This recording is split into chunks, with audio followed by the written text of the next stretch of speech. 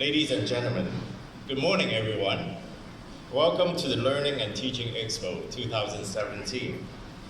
On behalf of the Hong Kong Education City and Diversified Communications Hong Kong, I would like to express our sincere thanks to Mr. Kevin Young, JP, Secretary for Education, for your honorable presence to officiate at this opening event. My gratitude also goes to Mrs. Ingrid Young, JP, Permanent Secretary for Education, for being our guest of honor at the School Leaders Corner Conference tomorrow afternoon, and Dr. Choi Yuk Lin, JP, Undersecretary for Education, for being our guest of honor in the networking reception tomorrow evening. The tremendous support from the Education Bureau for this expo is very much appreciated. I would like to extend our gratitude to the renowned scholars and experts from Hong Kong and overseas for being our speakers, and of course, a warm welcome to every one of you, especially those international guests, for joining this signature event for education in Hong Kong.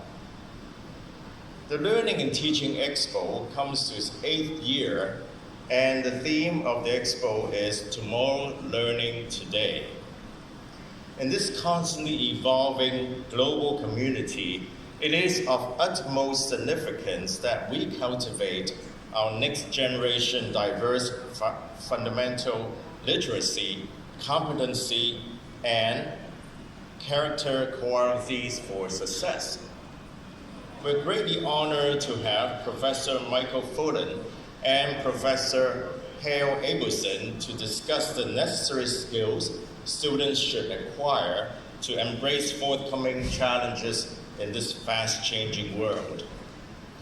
Dr. David Gleason and Dr. David Osher will illustrate the importance of social-emotional learning and development of well-being, as well as Professor Choi Lap Ji and Professor Michael Jacobson, who will visualize the successful essence of STEM education, and many internationally renowned educators sharing their experience and insight into the future of learning.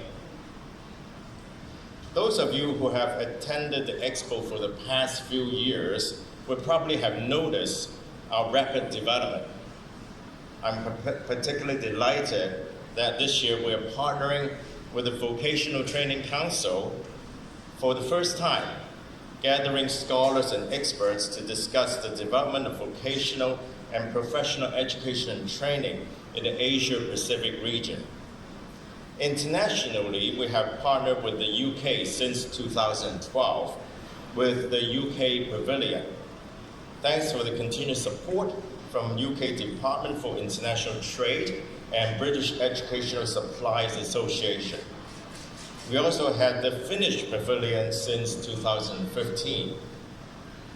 And this year, we're glad to welcome the Australian Pavilion, also France, joining our program as well. I'm also pleased to share the news of another recent development. Last week, His Royal Highness Prince Carl Philip of Sweden led a Swedish EdTech delegation to Hong Kong, which is their first international visit. And Hong Kong Education City has signed an MOU with the Swedish EdTech industry for collaboration on promoting the use of education technology in Hong Kong. The government launched the 4th strategy on IT education in 2015 and published the report on promotion of STEM education in 2016, together with providing additional funding for schools. Since then, the e-learning landscape has evolved quickly, with 90% of the schools having implemented their Wi-Fi infrastructure this year. Schools are ready for more extensive adoption of e-learning resources to enhance learning and teaching effectiveness. Through a $10 million government grant, Hong Kong Education City launched the e-resources adoption program in 2016. This program aims to source global quality e-learning resources for use in Hong Kong so that teachers can adopt world-class e-learning solutions, utilize latest technology and pedagogies in the local classroom. Just to give you a few examples, the solution introduced to Hong Kong include a math learning solution using artificial intelligence and adaptive learning algorithms, and an English learning solution using voice recognition with automatic assessment to improve students' punctuation. We're glad to see that the program's high popularity among the schools, with already 237 schools participating in less than 1 year. Another significant development in e-learning this year is in Hong Kong is the burgeoning of digital assessment.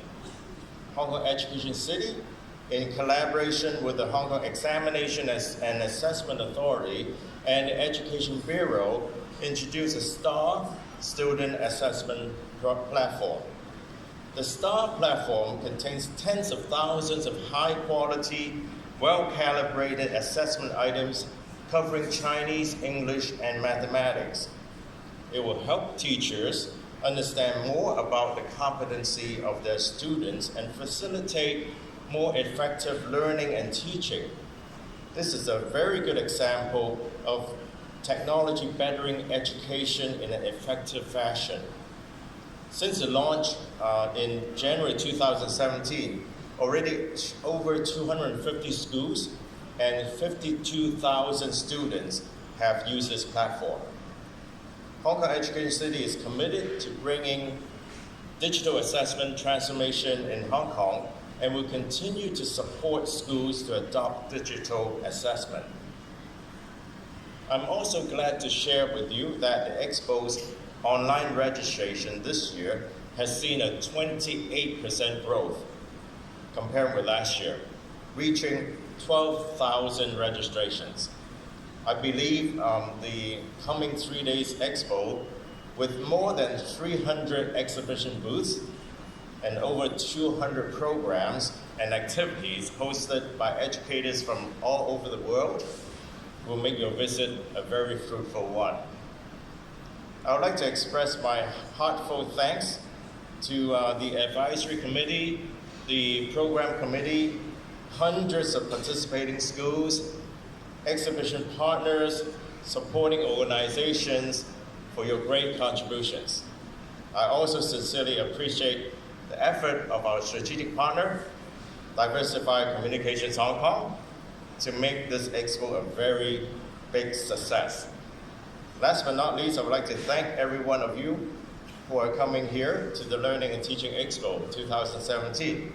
I wish you all a fruitful and memorable experience. Thank you. Thank you, Mr. Liam. Please be seated.